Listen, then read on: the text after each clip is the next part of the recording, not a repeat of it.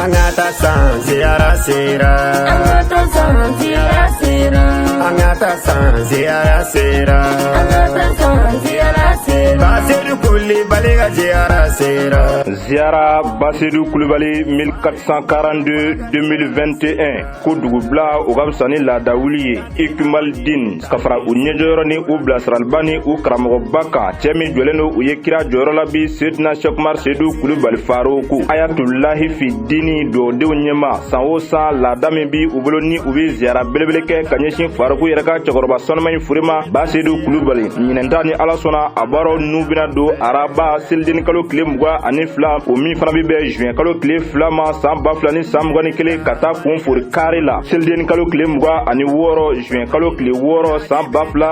2021 o la ni Ala sɔnna belebele yɛrɛ ni a ka jamakulu u bɛ bɔ Bamakɔ ya nɛgɛ kanɲɛ 9 waati ni u bɔra Bamakɔ ani Sani ɲɔgɔn cɛ a na jɔ a dugu kelen kelen bɛɛ la ka se foli bila u bɛɛ la ani ka dugawu kɛ u ye k'a daminɛ Bangineda Kasela Marakakungo Fana Kɔnɔbugu Segu Falema Bla Yangaso Siɛnso Soloso Ntɔgɔlɔ Ntɔba Fani Ntɔso Talu Baraji Sirimaso Nugurɛ Konincɛ wɛrɛ Nabaso Pelegena fo ka taa se Siyɛla ma o la ni u donna Siyɛla araba foli baaraw o bɛ latɛmɛ dugu mana jɛ alamisa la selideni kalo tile 23 juin kalo tile 3 sɔgɔmada joona fɛ kuranɛ kalan belebele o bɛ kɛ Siyɛla dugukolo sanfɛ o alamisadon kelen wulada fɛ k'a daminɛ nɛgɛ kanɲɛ 16 la ka taa gosi nɛgɛ kanɲɛ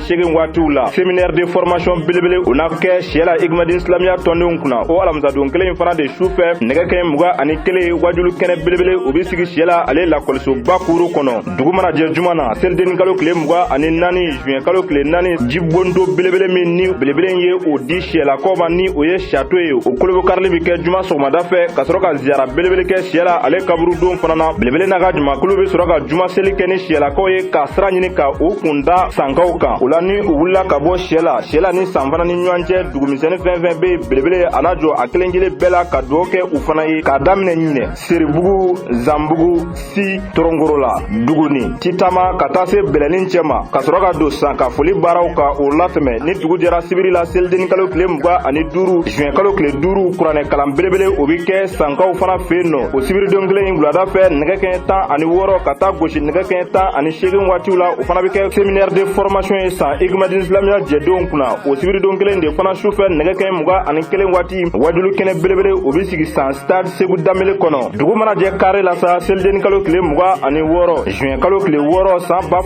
san 2021 u bɛ bɛn ziara ba yɛrɛ ma san ale kaburu don na o ziara baaraw bɛɛ lajɛlen latɛmɛlen kɔfɛ u bɛ sɔrɔ ka taa dugawu kologɛlɛnw don Faroukou yɛrɛ jabala la sankaw fɛ yen nɔ ni o ye résidence Faroukou ye o la silamɛ cɛ ni muso denmisɛn ani mabakɔrɔ an bɛɛ lajɛlen k'an jija ka fara Igmadine Silamiya kan nin baara belebele na a bonya n'a hɔrɔnmaw kosɔn jango belebele de b'an ye a kelen kelen bɛɛ la Seydina Cheikh Oumar Seydou Coulibaly Faroukou ala ye belebele min yamarunen a ka diinɛ n'a ma siran jalakiliba ka jalakili ɲɛ wa kalenkan ye fo kuranɛ ka ta ka tiɲɛ sigi tiɲɛ kan danbe hɔrɔnya jogoɲumanya u ka sinsin ala ka dugukolo kan ka jogojuguya da walo o la ala ka ziara baaraw kun don hɛrɛ la k'u kun fori hɛrɛ la Walayi bela ingo lebu tila iye ɲɛnin kɛ i kɔ wasara